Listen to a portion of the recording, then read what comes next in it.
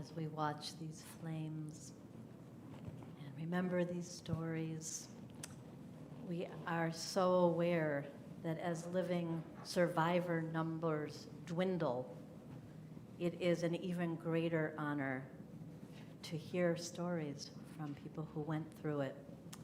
And so tonight we have the honor of hearing from Lawrence McColm, who is joining us on Zoom tonight, I believe from Florida. And is he with us here? No, great. So Lawrence, I think you can hear me. We want to thank you for sharing your story with us, especially in the light that you had very little notice because our original speaker, Ruth Steinfeld, is too ill to join us tonight. Memory is action, and may we hold the experiences we hear about tonight in ways that help us to create a future that is just and humane and dignified for all who inhabit this planet. Lawrence, thank you for being here tonight. Can you hear me? We hear you. We are wonderful, wonderful. Shabbat Shalom to everyone. Shabbat Shalom.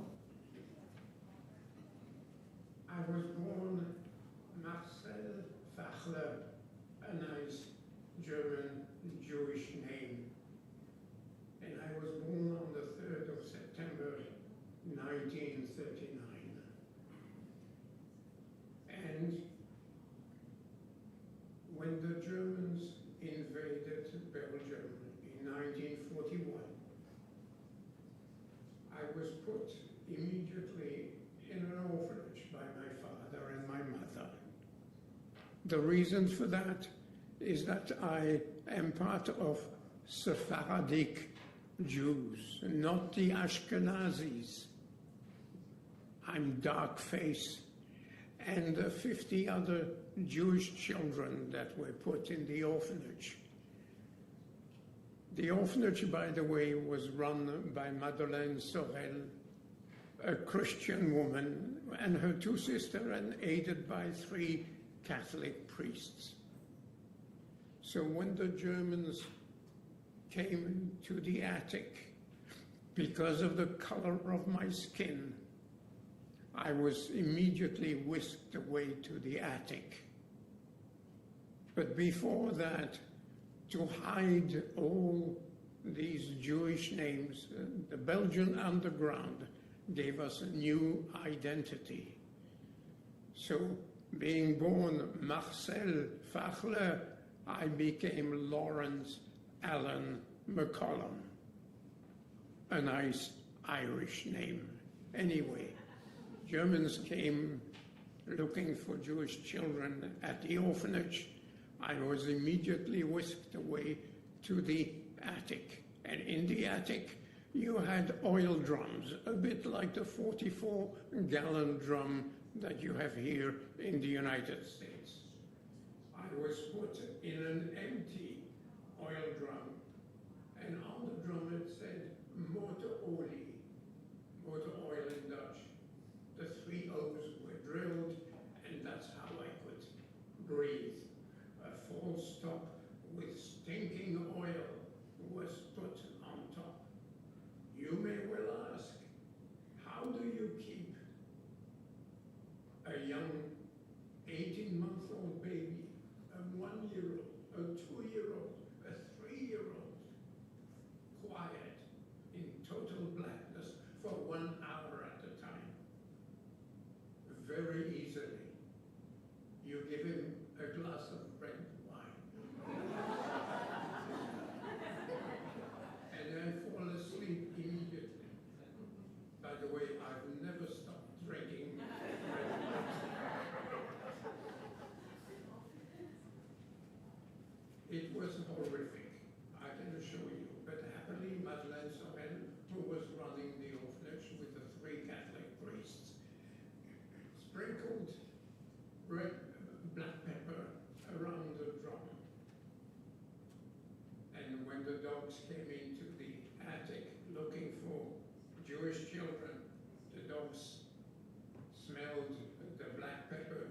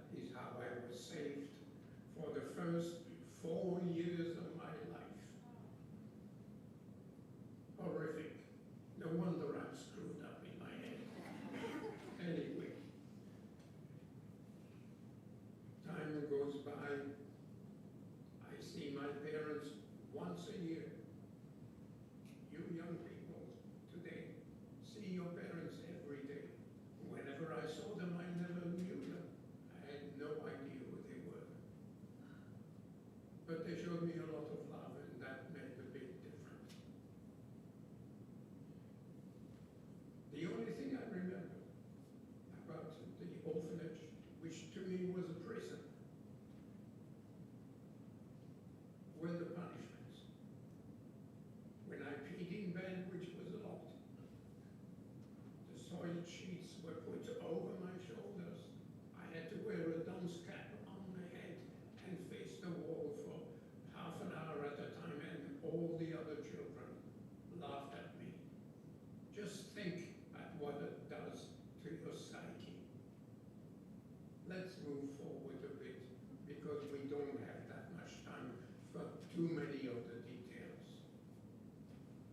1944, the Germans took over the orphanage.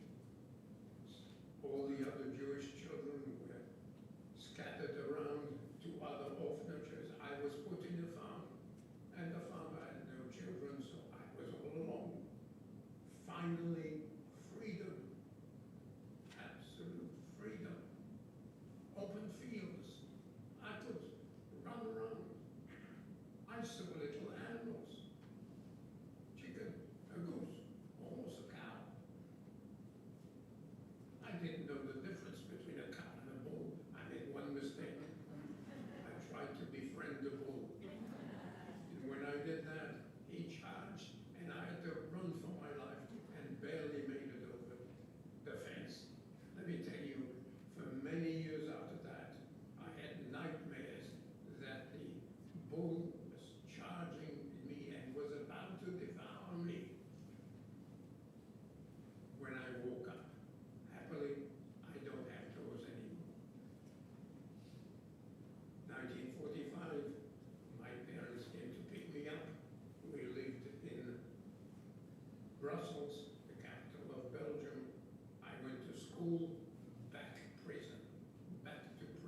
I hated school. I was belligerent. I was the worst student you could ever imagine. Then came, my father said, let's move from Brussels to Antwerp. His father was living at the time. Back to prison. The worst school ever. Another prison. Anyway, come my age, 13, my bar mitzvah, we all know what that is. After the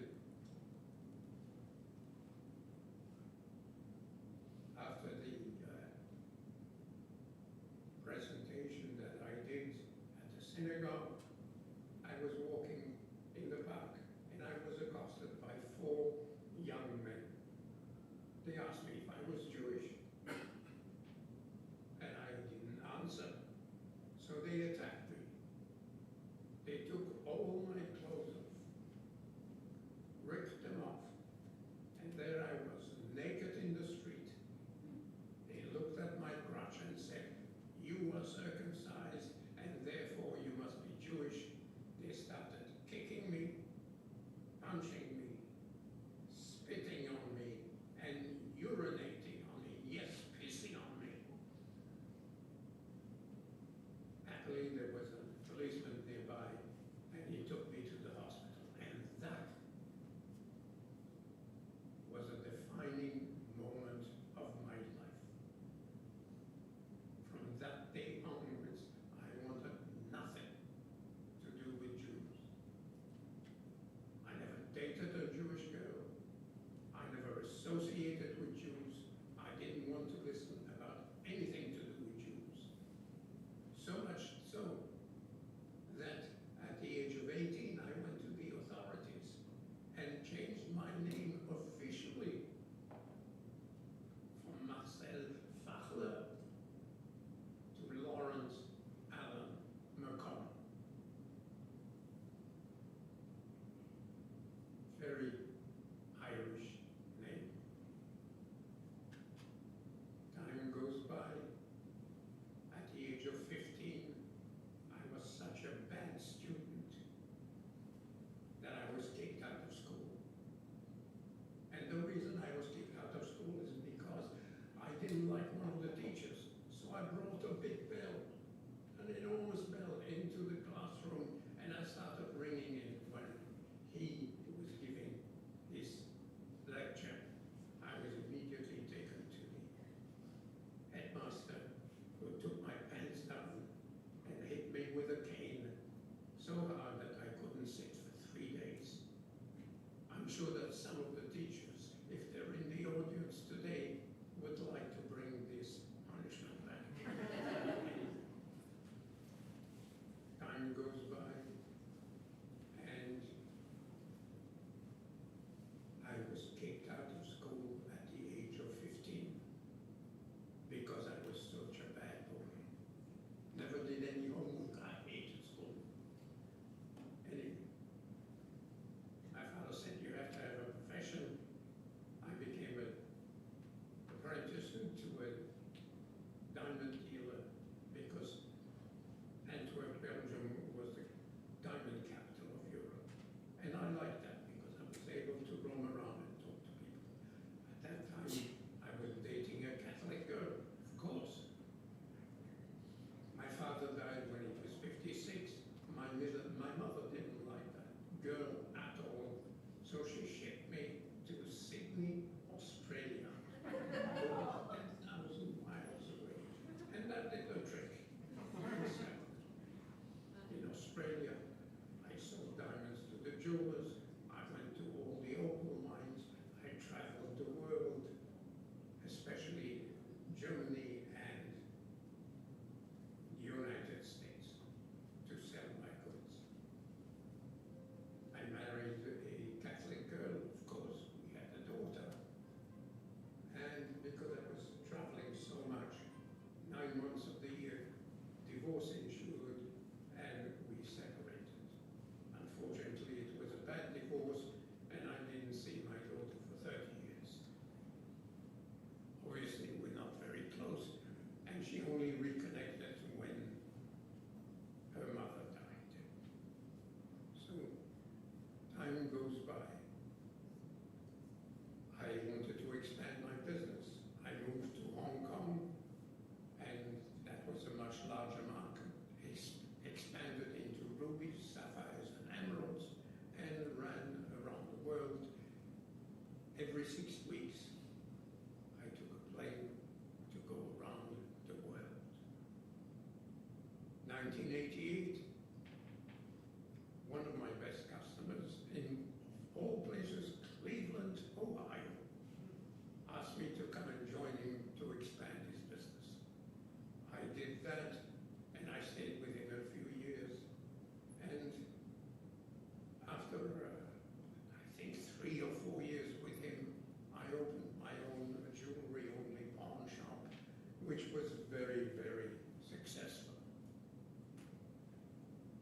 We jumped to 2014. A gentleman came into my store and said, I want to buy your business.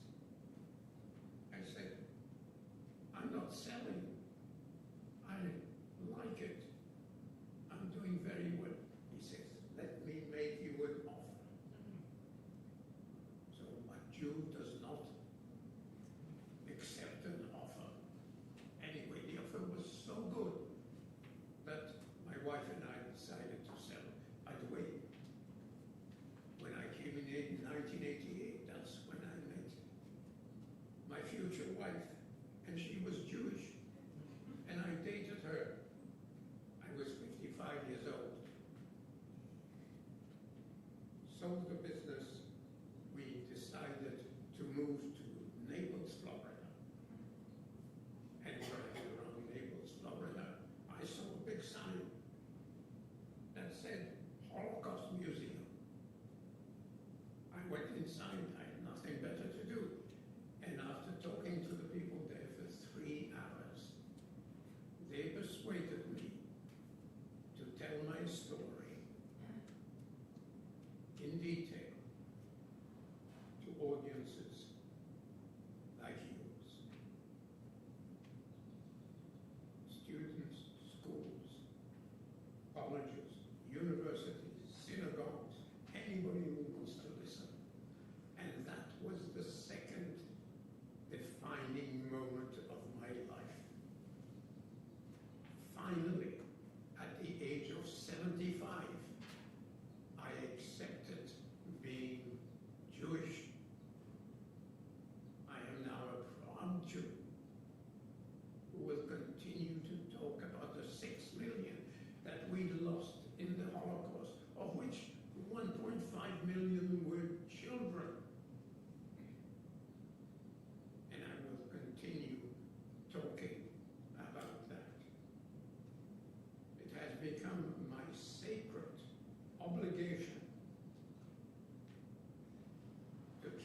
get the young people today, and there are some in the audience, obviously, to fight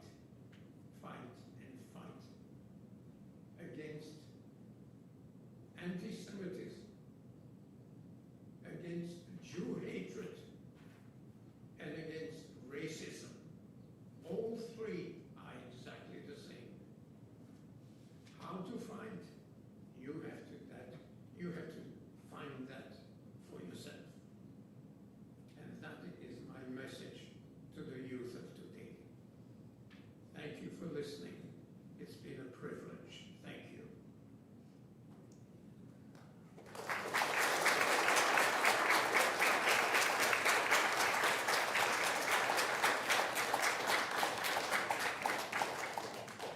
If there are any questions, I'd be very happy to answer. Yep, we have a question. Sarah? Hi, I'm Sarah. Thank you very much for your words. I might need to repeat the question, so My question is, I'm curious about. use microphone.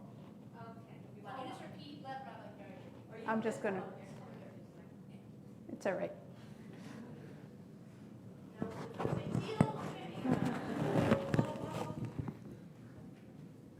Sorry. Good evening. Thank you for your words, and they were very powerful to everyone here. My question is about your parents. So maybe I missed it. I don't think I missed it. But you had mentioned that you got separated, you went to the orphanage, and that it sounds like your parents survived also. So I'm just curious if you could share about what happened to your parents and how they avoided being affected by the Holocaust. Thank you. Very, very good question. Let me go back a bit in history. My father was born in Jaffa, Palestine, under the Ottoman Empire, the Turkish Empire.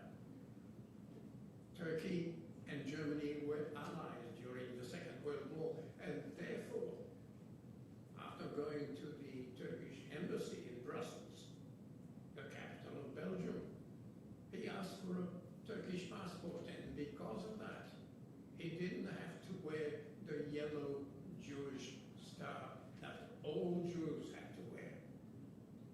And being a lawyer, he helped a tremendous amount of Jewish prisoners to try and get their freedom.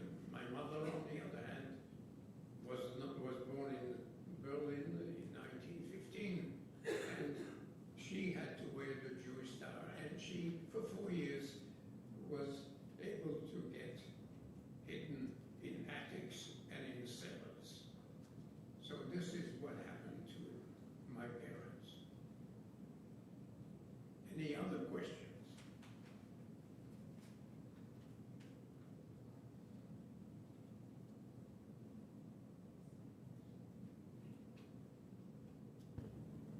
I am not seeing any questions, but I don't know if you can see the faces of our community members. I am seeing open hearts and deep gratitude for your taking this Friday to share your story, to share those two life experiences where hate taught you to hate yourself, and then where you were offered the opportunity to learn to love yourself and to share that message with our 7th graders. It's a message of hope and of healing and of response. Well, you know, it's hopefully it's a message of hope, but unfortunately, Jew hatred is 5,000 years old. Yeah.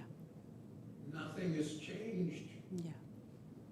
Started in Egypt 5,000 years ago. You have another event, Spanish Inquisition, 1492. All the Jews were kicked out and went to South America and the Caribbean. And then you had Hitler. 6 million of us died. And then you had October the 7th. It's a bit like the stock market. It goes up and it goes down. Somehow or other, the world needs a scapegoat. And we are it. And that's the sad side of it. Yes, it is a horrifyingly ancient form of hatred. Any other questions, please? Feel free. If any of you have questions and want to let me know, I can ask for by email. Especially from the children.